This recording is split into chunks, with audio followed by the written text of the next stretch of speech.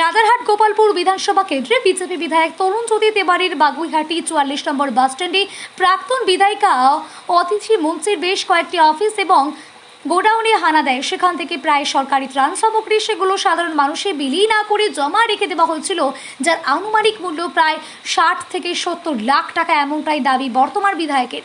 মূলত তাদের সঙ্গে যে গৌরাঙ্গার যেগুলো ছিল সেগুলোকে ভেঙে কিন্তু এই সামগ্রীগুলোকে দেখা যায় এবং তারপরেই এমনই প্রতিক্রিয়া তরুণ জ্যোতি তেওয়ারির। ত্রাণ সামগ্রী পাওয়া গেছে, প্রচুর পরিমাণ ত্রিপল পাওয়া গেছে এবং সে ত্রিপল যে নর্থ বেঙ্গলের হোটেলে ব্যবহার করা হতো তার প্রমাণ আমাদের কাছে আছে। সরকারি সামগ্রী লুট করে মেয়েদের জামা কাপড় আছে, ওখানে মহিলাদের দেওয়ার জন্য শাড়ি আছে, গরিব মানুষের জিনিসপত্র চুরি করতো। ঐতিমঞ্চি ঠাকুরের গান করতো, কীর্তন শোনাতো নাকি? এগুলো কীর্তন ছিল? এই চুরিগুলো কীর্তন? এই তার ইমেজ?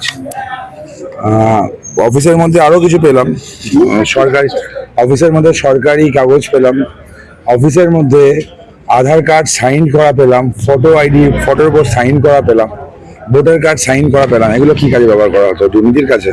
উত্তর দিক। ঐতিমঞ্চি যে অফিসে যেখানটায় বসতেন তার পিছনে একটা ওয়ার্ড্রপ মতো আছে, তার মধ্যে দেখলাম মদের গ্লাস পর্যন্ত আছে।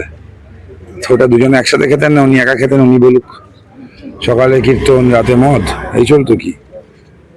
মদ খাওয়া নিয়ে আপত্তি নেই, কে মদ খেতে পারে, আমি অত রিজিড নই। নিজের টাকায় কেউ মদ খাবে তার আবার ব্যাপার। তো এমএলএ অফিসে বসে মদ চলতো? মদের গ্লাস ওখানে কি করছিল? অনেক কটা ইস্যু আছে।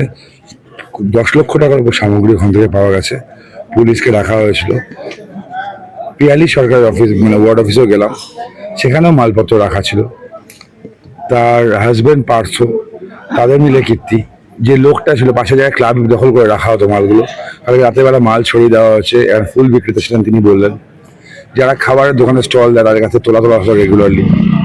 আমরা বলেছিলাম তোলা না তুলতে, বললাম না দিতে, তাও কয়েকজনকে ভয় দেখে, যেহেতু কাউন্সিলর, কয়েকজনকে ভয় দেখে রেগুলার তোলা তুলতো। রাখাল, দেবরাজ, অদিতি, পার্থ সব কটা। এবং এখানেই শেষ না, আপনাকে বলবো একটু আমার সাথে আসার জন্য, প্লিজ আসুন।